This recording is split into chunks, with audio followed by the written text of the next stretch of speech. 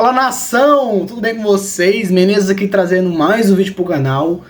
Trazendo um vídeo aqui da imprensa paulista mais uma vez. O PVC comentou a respeito da estreia do Flamengo e tá comparando se o Flamengo tem chance de vencer o Chelsea. E sim, tem chance sim, o Flamengo vai jogar de igual para igual. E eu acredito na vitória do Mengão. E se você também acredita, deixa o like, comenta e compartilha. Por quê? Porque flamenguista ajuda flamenguista. Todos os créditos estarão na descrição do vídeo, como sempre. Então tá analisando aqui o que a imprensa disse a respeito do Flamengo contra o Chelsea, se dá pra vencer. Cara, pra mim não tem conversa. Pra mim dá pra vencer e digo mais, e vai vencer. O Chelsea ontem assistindo o jogo, eu acredito que o Chelsea não sabia o que ele ia fazer na vida dele. Porque o Flamengo joga muito, muito.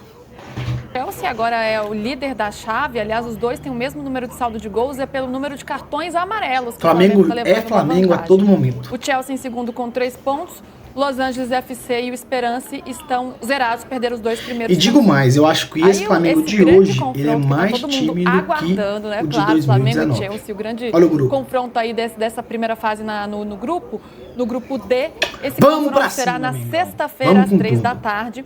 E na sexta-feira também, mais às 7 da noite, o Los Angeles FC enfrenta o Esperance. A gente imagina que esses dois vão passou mal com esse Los Angeles aí. Chelsea, mas tem que ver a colocação. Vamos ver se o Mengão consegue aí passar no grupo com a primeira colocação. Seria bem importante, né, para evitar confrontos importantes aí na próximo confronto. Inclusive o Bayern de Munique é um dos candidatos a enfrentar o Flamengo. Então é bom escapar. PVC, vamos ver a prancheta, como é que o Flamengo foi ontem? Eu acho que tem um ponto que a gente vai ver, que é a questão do adversário. O Flamengo tem feito sempre no ataque uma variação de 4-2-3-1 para 2-3-5 ou para 3-2-5, e isso faz com que se empurrem 5 jogadores na última linha: Varela, Gerson, Pedro, De Arrascaeta e Luiz Araújo, como tá ali. Você sabe que, assim, pra mim o melhor em campo foi o Luiz Araújo, e o lateral direito chama bem ali. É bem ali o jogo do Flamengo. Mas olha, assim, o que eu tô tentando mostrar com esse gráfico é o seguinte: você obriga o adversário que se defende, e o Esperance se defendeu bem taticamente, teve problemas, mas se defendeu bem. Ele obriga o adversário a jogar num espaço de 12 metros. Los Angeles, mas isso aqui não está mostrando exatamente os 12 metros, mas assim, são 12 metros. Você atrasa a linha de 4 do meio campo e sobe a linha de 4 do meio campo, e você vai ver que você vai espremer o adversário. E isso explica a dificuldade, porque você tem tanto controle, tanto domínio e tanta dificuldade de transformar em chance concreta de gol. E veja que não é verdade que o Flamengo não criou chance concreta de gol. Criou a do Gerson logo depois do gol de Arrascaeta, por exemplo. Petardo de pé esquerdo do Gerson, que obrigou o goleiro a uma boa defesa. Então eu acho que aqui está o X da questão. E o jogo contra o Chelsea não vai ser assim. O jogo contra o Chelsea não vai ter esse espremido que a gente está vendo. Ele vai ser mais aberto, vai dar mais espaço para o Flamengo jogar. Tá aí, então, as possibilidades do Flamengo, né? Como é que foi ontem, e as possibilidades diante do Chelsea também. O Flamengo estava atacando com 5. Contra o Los Angeles, que o Varela também estava né, atacando. O Varela ontem subiu muito. Foi 2-0 ali pro Chelsea. Opa, deixa eu ir pra cá pra ajudar Volta o pessoal. pra lá, porque... Volta que o negócio tá animado pra ajudar o enquadramento. Os robozinhos estão maluquinhos. Os robozinhos. Você tá pra ganhar. De ontem do Chelsea segura, não foi um futebol brilhante, mas foi o que precisava ser feito, né? Um adversário um pouco mais difícil que o do Flamengo. Los Angeles, né, tem um time mais organizado e também com jogadores mais badalados aí em relação ao Esperance. Dá para ganhar do Chelsea? Eu acho que sempre dá, mas depende do de como esses times vão planejar essa primeira fase, né? Eu ouvi muito sobre cansaço, calor por parte do Atlético de Madrid, né, depois que perdeu para o PSG. Esses times estão no início de temporada, para eles é a pré-temporada, né? Óbvio que eles sabem que o Flamengo é o adversário mais difícil do grupo, então não vão entrar com time reserva, por exemplo. Mas assim, algumas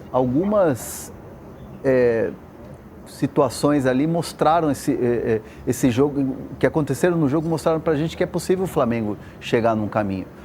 O Chelsea é um time que joga, um time que tem um sistema defensivo muito bom, mas ele sai por jogo, né? Então, assim, não é um time que reativo, que fica ali atrás, a defesinha bem postada e contra-ataque com os caras de velocidade de lá na frente. Não, é um time que cria jogadas. Então, eu vejo que o Flamengo, o nível de jogadores que tem, com a estratégia que tem, com o treinador que tem, que é muito bom e que é conhecedor desse futebol europeu, eu acho que o Flamengo pode sim sair com um resultado positivo. Que resultado é esse positivo? Um empate?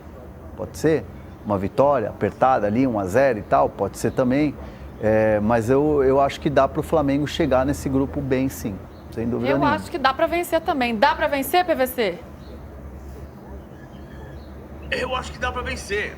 A questão é que o time brasileiro não vence há 13 anos. Um adversário europeu. Pode ser daqui a pouco.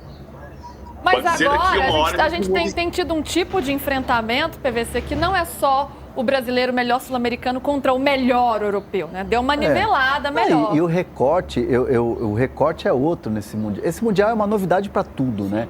Não dá pra gente ter o recorte de que o último brasileiro que venceu foi o Corinthians em 2012, esse Chelsea naquela final de Mundial e tal. O recorte é completamente diferente, né? É um meio de temporada lá, eles estavam no fim de temporada, agora é um recomeço para eles. No Brasil continua aquela coisa de estar no meio da temporada, mas eu não sei, é uma fase de grupos, é um jogo aqui, outro ali.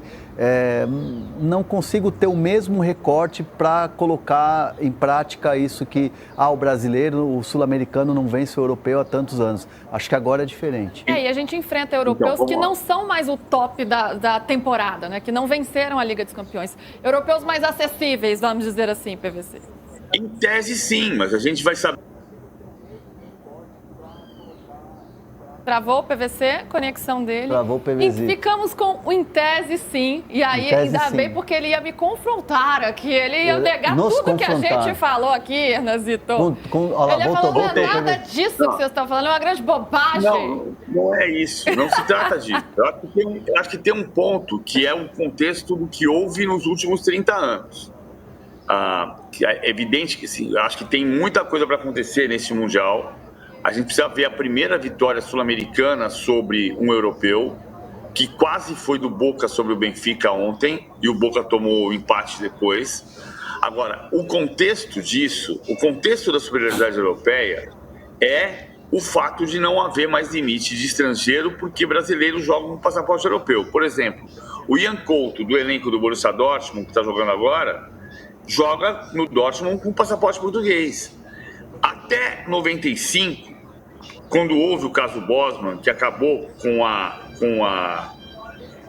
o limite de estrangeiros na prática, havia 23 títulos de intercontinental de brasileiros e 22 a 21.